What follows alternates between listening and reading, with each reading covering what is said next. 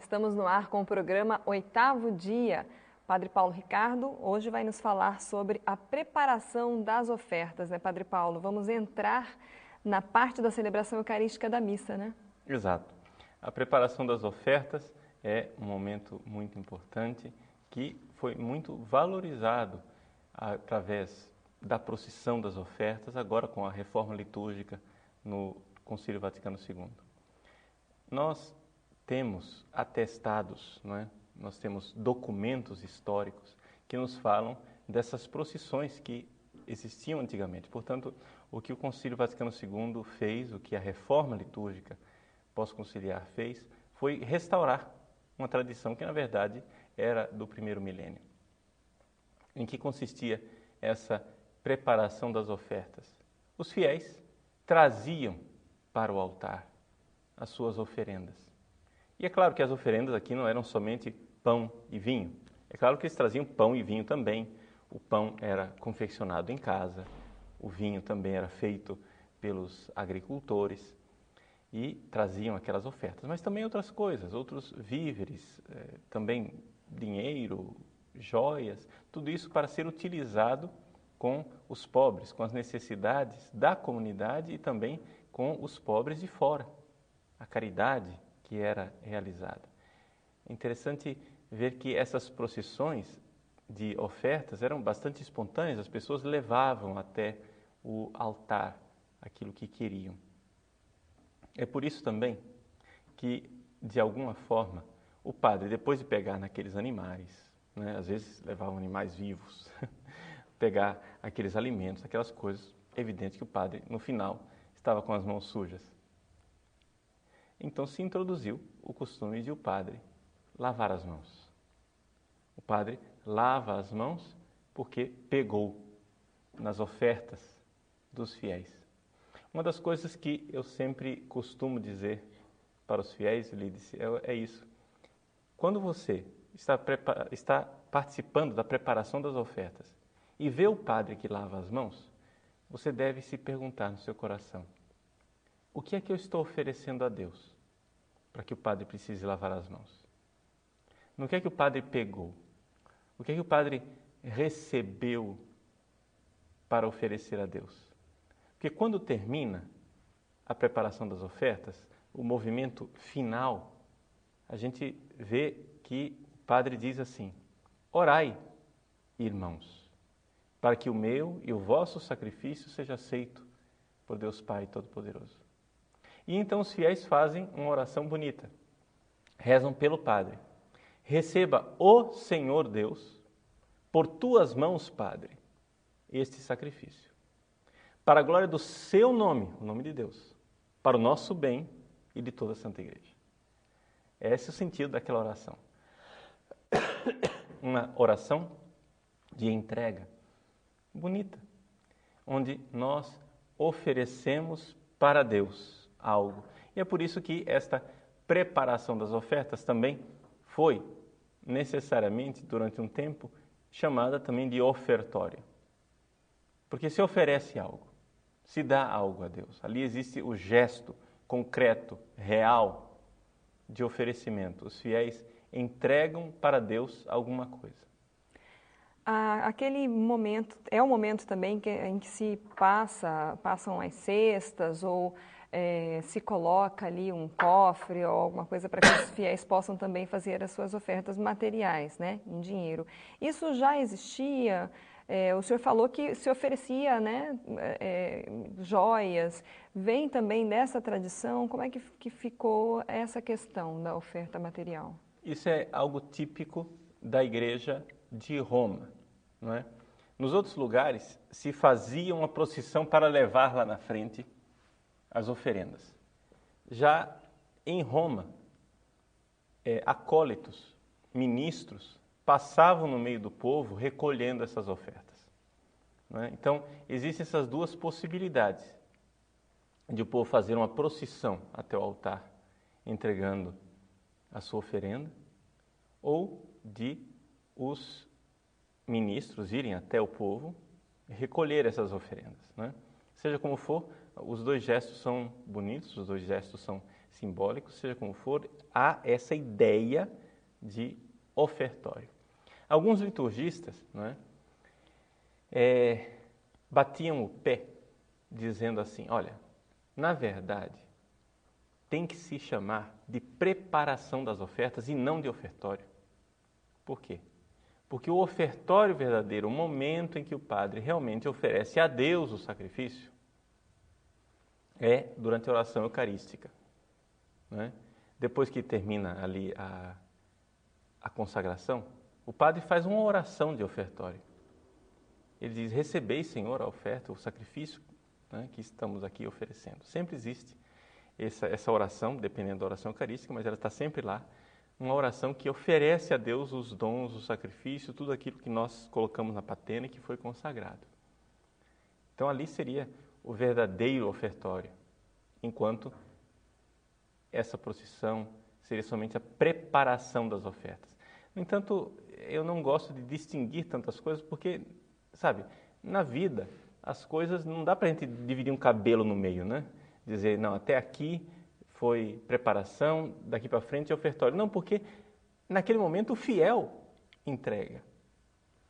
Pode ser que não seja feita a oração propriamente dita do ofertório, mas o fiel entrega, e aquilo também já é oração, aquilo também já é um gesto espiritual. Então, de alguma forma, podemos também chamar de ofertório.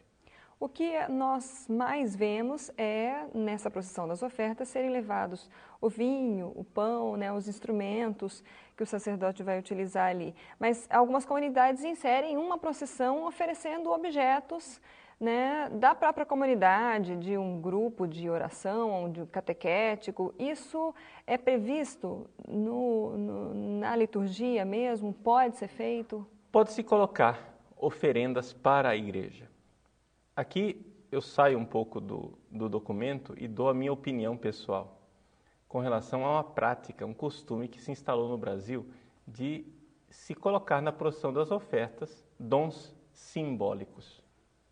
Eu sou um pouco contra essa coisa de dom simbólico. Ou seja, o fulano, vamos supor, leva o violão como símbolo. Então ele vai lá e entrega o violão para o padre. Depois, no final da missa, ele pega o violão, põe debaixo do braço e leva de volta para casa. Eu sou sempre pela verdade dos símbolos litúrgicos. Não é? A praticidade, nem sempre ela casa com a verdade.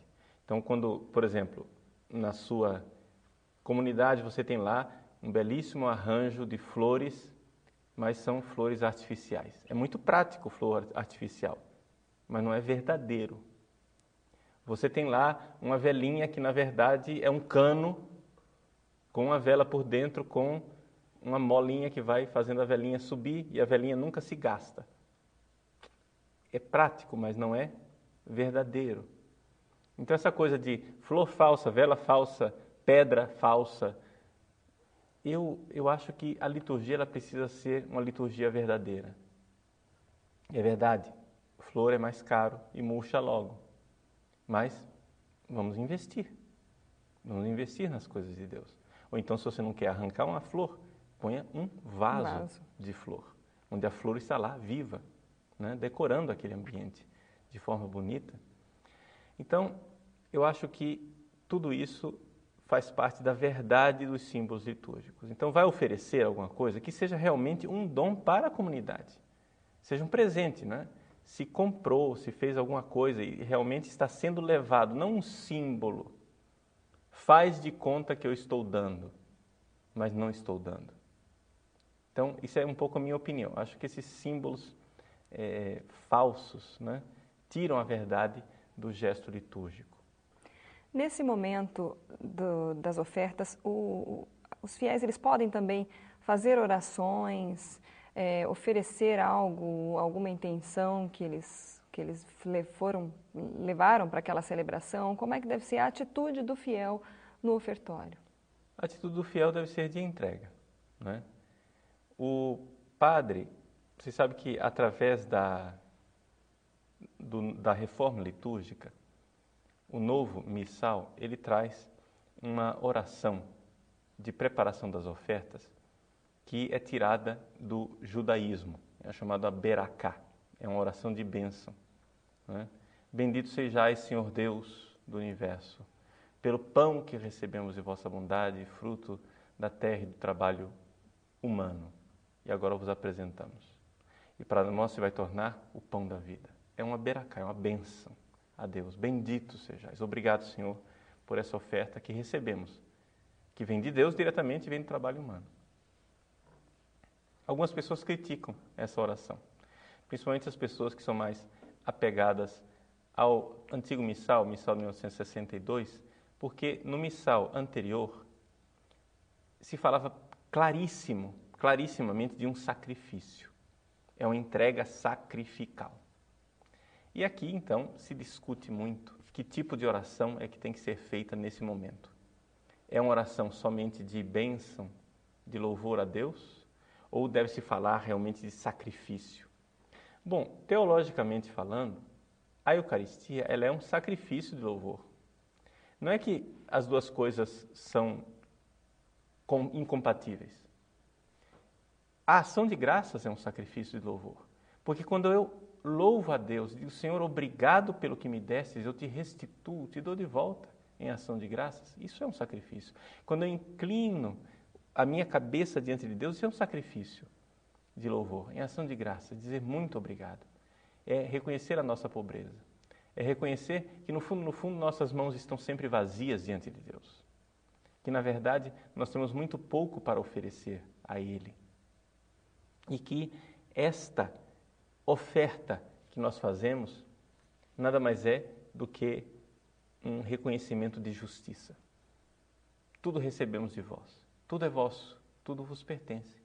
E esse é o sacrifício que o ser humano faz diante de Deus. E é isso que nos realiza, que nos torna mais humanos, nos torna mais pessoas. Então, sabendo que o ofertório ele é um sacrifício, sim, mas é também um louvor. As duas coisas não se contradizem.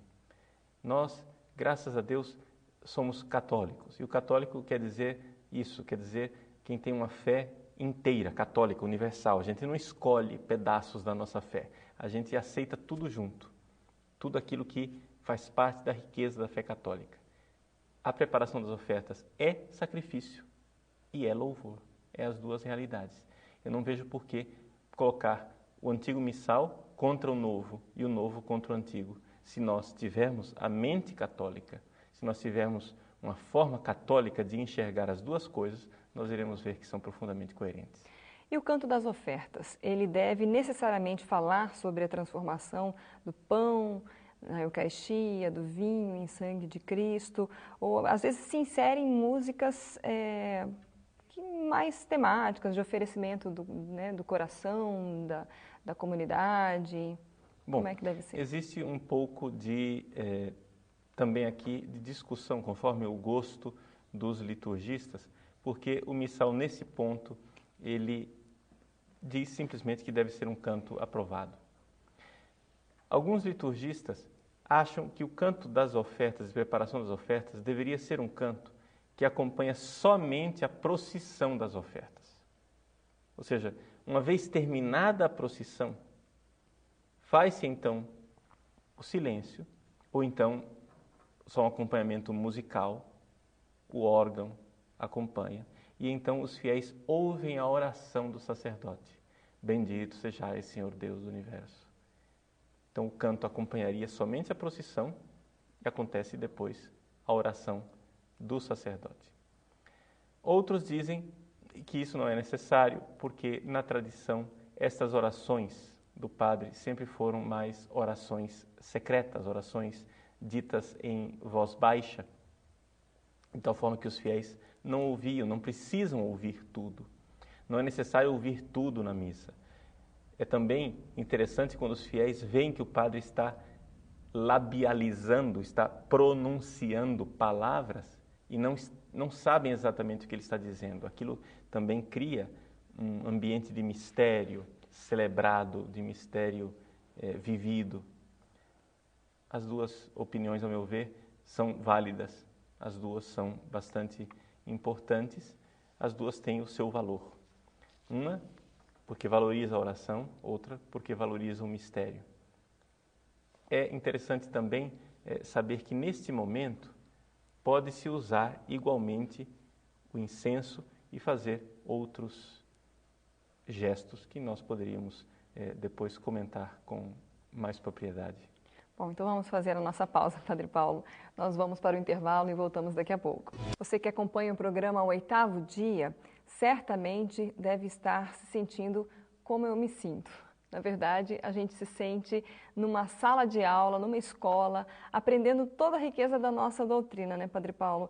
Essa série da Santa Missa, ela está disponível no nosso blog. Quem não acompanhou desde o início, pode acessar, pode assistir, mandar as suas dúvidas. Nós hoje falamos sobre as ofertas. E logo em seguida do ofertório, daquele gestual e aquelas orações que o sacerdote faz, tem uma oração que fecha, que completa o ofertório. Exato. É a chamada oração sobre as ofertas. Essa oração sobre as ofertas, ela ainda faz parte da preparação das ofertas. Mas é interessante notar o seguinte, que durante toda a preparação das ofertas, os fiéis estão sentados. Quando termina a preparação das ofertas, então nós ficamos de pé. Este gesto de ficar de pé, ele pode acontecer por duas razões. Primeiro, porque o padre diz, orai irmãos e irmãs, ou porque chegamos no momento da incensação do sacerdote, né? Que nós gostaríamos também de comentar a respeito dessa questão do incenso. Mas, respondendo especificamente a sua pergunta sobre a oração sobre as ofertas, o que é que nós temos ali? Nós temos uma oração presidencial. É a oração do presidente, padre, que pronuncia em voz alta. Essa oração, antigamente, ela era chamada de secreta. Ou seja, era uma oração que os fiéis não ouviam. Com a reforma litúrgica, o padre faz esta oração em voz alta. O padre se volta para o povo e diz, orai, irmãos, para que o meu e o vosso sacrifício seja aceito por Deus Pai Todo-Poderoso. É um convite mais longo. Você se lembra que na coleta, a oração do dia, a oração inicial da missa, o padre faz esse convite curto, oremos, e um breve período de silêncio. Também, após a comunhão, é um oremos e um breve período de silêncio. Aqui não. Aqui o oremos, ele é mais comprido, é orai, irmãos, para que o meu e o vosso sacrifício seja aceito por Deus Pai Todo-Poderoso.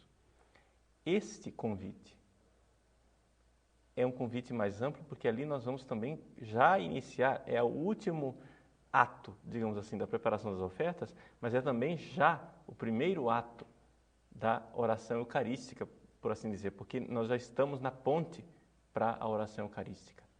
E ali o padre faz a oração propriamente de Deus que recebe a oferta, Deus que recebe o sacrifício, Deus que recebe a oblação do povo santo.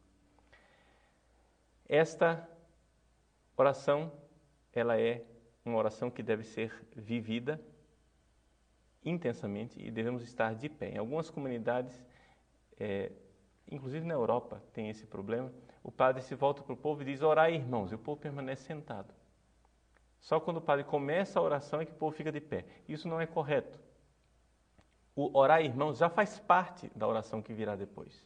Então, orai, irmãos, já se fica de pé imediatamente. E ali o padre, então, conclui e oferece a Deus o sacrifício. O senhor falou da incensação, né? Que seria, então, um pouco antes dessa oração. Para que ela é feita? Não são todas as celebrações, né, que são feitas? Sim. As incensações. O incenso ele é usado nas celebrações mais solenes, de uma forma geral. No Oriente, por exemplo, não é o nosso rito, é o rito oriental bizantino, eles usam incenso com muito mais frequência do que nós. Nós fazemos isso mais nas solenidades, mas seria interessante que nas paróquias houvesse pelo menos uma missa, a missa paroquial, que todos os domingos tivesse o uso do incenso, para que as pessoas já se habituassem com isso, até mesmo para que os acólitos, os ministros, soubessem como é que as coisas funcionam. Porque às vezes, quando se faz raramente o uso do incenso, as coisas que nós fazemos raramente, às vezes são mais trabalhosas, porque eu tenho que pensar, e aí, como é que faz? Quando eu estou acostumado a fazer aquilo no meu dia a dia, eu já não preciso tanto trabalho, já não preciso tanto pensar, a coisa é mais automática. E assim, nós vamos nos habituando à ritualidade litúrgica. Eu acho que é muito importante isso, ter o incenso com uma maior frequência nas nossas celebrações, principalmente celebrações dominicais. O incenso no ofertório, ele tem uma dupla função. Veja só, vamos primeiro entender o que é a história do incenso. Geralmente o incenso simboliza o quê? Simboliza um sacrifício de louvor a Deus. Por quê? O incenso ele é queimado. Esse queimar é sinal de sacrifício. E então a fumaça sobe. E o sacrifício é recebido por Deus. É um sacrifício de louvor. Então, se incensa, nós incensamos, de uma forma geral, todas aquelas coisas ou pessoas que têm uma presença de Deus. Então, por exemplo, eu incenso o altar, porque o altar é o próprio Cristo. Se incensa o sacerdote, porque o sacerdote é o Cristo cabeça que preside a celebração eucarística. Se incensa o povo, porque onde 2 ou 3 estiverem reunidos, eu estou no meio deles.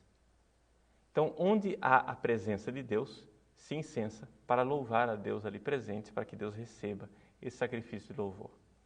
Porém, como eu disse, no ofertório ele tem uma dupla função. A primeira função é essa, o sacrifício de louvor. Mas a outra função do incenso no ofertório é de santificar a oferenda. Veja, a primeira função é reconhecer que Deus já está lá.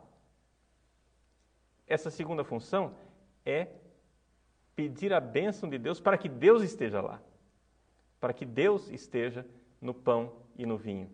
De tal forma que as coisas que já tem Deus, antes de eu incensar, eu faço reverência.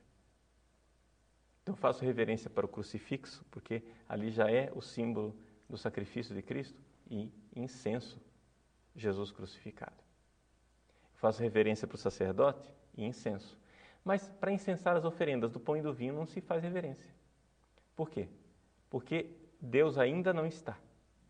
Eu estou invocando Deus ainda.